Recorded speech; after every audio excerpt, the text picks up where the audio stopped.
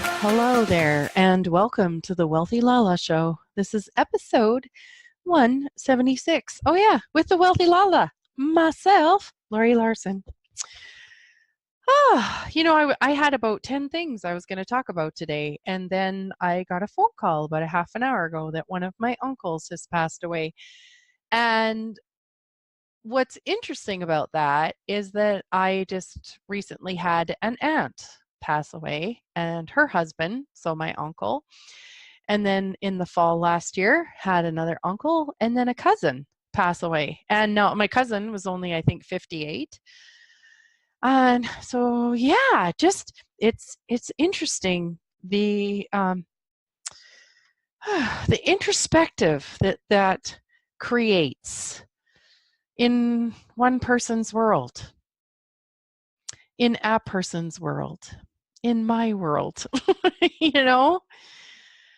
Like I know that death isn't final, like I can kind of say blah, blah, blah. I know that they say that in circles and everything. And it is in the sense of the physicality of it all, in the fact that, these people aren't around anymore to hug, to speak with, to resolve something with. Yeah, they're just not physically there anymore. And it's really interesting because I think I've probably mentioned this before, but I'm 53. I'll be 54 this summer. And I still feel in my world like I'm 28. And I go places now, and where I feel like I'm the same age as people in their 20s and their 30s, I clearly can tell how I'm interacted with that I'm not seen that way. You know? Like nobody asks me for my ID. you know the grayish hair may have something to do with that. And golly, like just getting news like that today, it just creates introspection in my world. And going back to the speaker that I saw last week, Darcy Lang. So it's www.darcy with an I, so DARCILANG.com, who's from Regina, Saskatchewan in Canada. If you go to her page into newsletters, under blog newsletters, she's got one called Living in the 90%, and it must have been her newsletter from March. And, she talks about 9 different things. Number 1, picking a job you love. Number 2, avoid toxic people. 3, ask constantly what is still good. 4, deal with your 10%. So she loves to talk about focusing on the 90% of your life, like the 90% of your life that's great, that you can be grateful for. And your 10% is the, it's kind of the shit show, right? The stuff that we all got. Stuff comes up. It's either those people, those situations, whatever. So deal with that. Number 5, make someone else's day. Number 6, take ruthless care of yourself. Number 7, change how you talk to yourself. Number 8, do more of what makes you smile. Number 9, treat your family like you treat your best client. And when I get a phone call like that today, and I'm aware of the finality, or the what we'd call finality of this body, this life, this body. Like I totally know that who we be, what you would want to call our soul, our being, is not the same thing as our body, because I've actually been present when people have passed away from working in a hospital. And when they pass away, the body is different. It's totally different when the being is no longer there anymore. And the body is just like, it's a body. It's something. whereas the being that was the person is gone. And I know that that energy is not gone. Like it's gone from the body, but it's not gone from, it's like if a drop of rain dries up, it's not gone. It's just gone into like the atmosphere, right? So it's gone to be a part of the whole. And we still chose, we still chose to come into these bodies, and we still chose to have this experience, and we still chose to have a knowing that this body, this lifetime would at some point in time end. And yeah, just knowing that, just knowing that, what more gratitude can we have for today?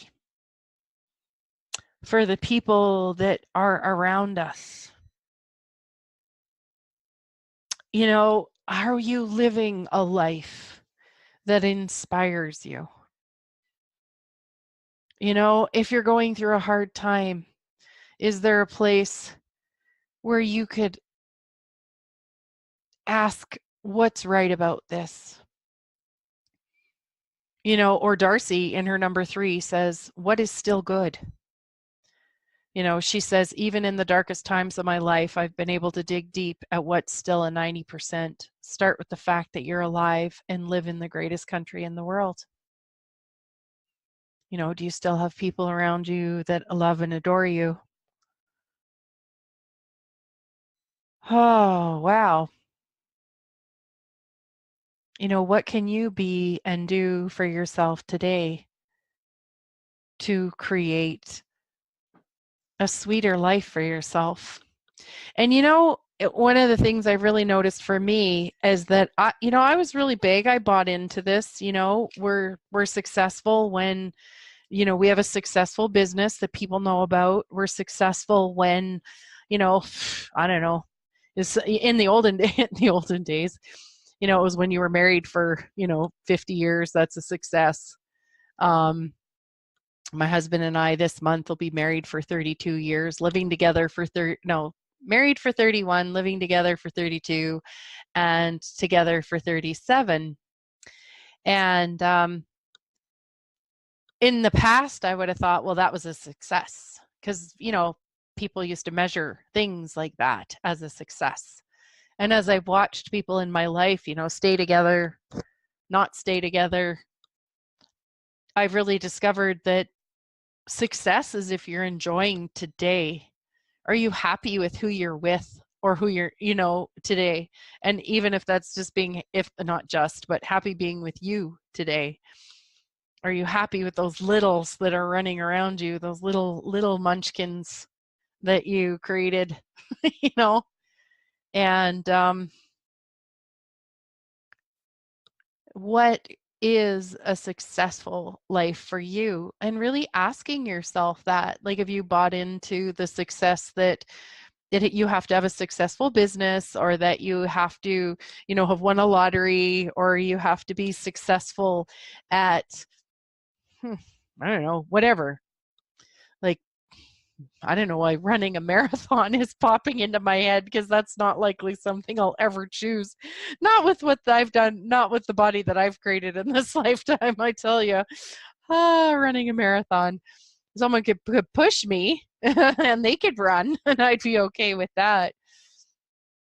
But I wonder if we could just, if we just enjoy our lives, not as an end product, as success, but enjoying our lives. And I'm discovering, the more present I am with my life, the more truly present I am, I find that incredibly successful. So last night, we went to a ham bingo. I don't know if you guys have ever done such thing, but you go and you play bingo and you win hams. Well, there was probably 150 to 200 people there, and they probably gave out, I'm not sure, say 15 to 20 hams.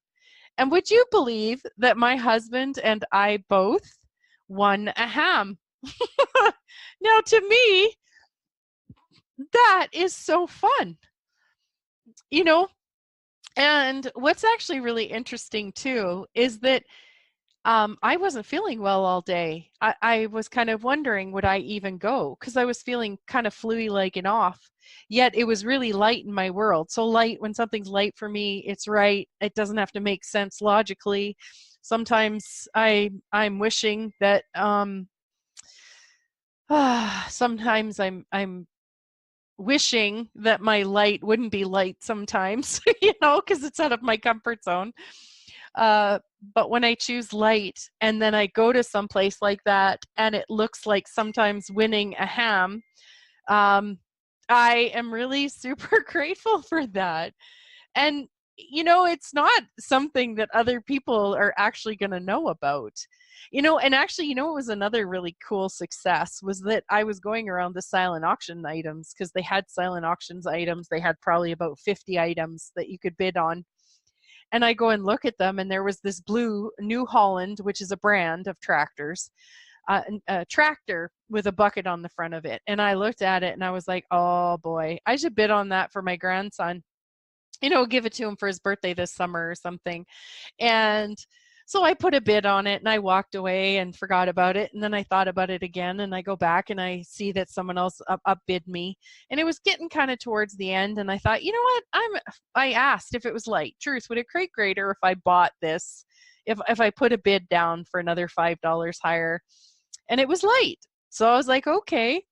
Because does he need this tractor? No, and I love to, if it's light and creates greater, I love to support something like that, right?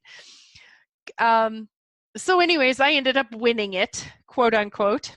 So after I discovered that I won it and I paid for it, I come back to the table and I find out that my mom had been walking around with my grandson, and my grandson actually saw that tractor and tried to take it off the table and wanted to play with it. And I didn't know that. Like, to me, that's a success. Like, that's something that just seems like it's so little is so huge. Do you guys have those little successes? We call them coincidences, right? But Dr. Joe Dispenza calls them incidences that coincide. Like, do you get what the universe has to co-inspire to create something to be a co-incidence or an incidence that coincides for you? So, whether you're someone in your life who has just recently had someone pass away or is someone who's close to that, and I'm sure you get what I mean. This introspection that gets created in our worlds when something like this, when we're faced with this. I've certainly, it's, having had dealt with a dis-ease in my body for quite a few years, that's created a lot of introspection too. So yeah, and it just shows us that life changes. And can we let go of the control of life being the same? Can we allow it to ebb and flow and have someone, be born and have another one pass away and receive it all? Yeah. Hmm. Yeah. And I know with this one uncle that passed away today, he was having a really tough time. And he actually said earlier this year that he was going to be next. So I wonder what he knew. And in some ways, hoped for the relief that, what we believe and know about passing away can create. So I truly wish him the best in his new journey, as with the other family members that have gone before him. that hopefully we're all there to open, welcome him with open arms. He lost his mum, my Baba, when he was 7 years old. I can just imagine, or only imagine, or maybe not even imagine how much that must have impacted him. So yeah. So he's with her now. How does it get any better? Yeah. Well, on that note, I'm going to let you guys go. And I just truly, oh, I just wish for you, whatever success is for you in your life, and that you have the joy, the sweetness, that you can and do more of what makes you smile. Yeah. You guys have an amazing rest of your day. So big hugs to you.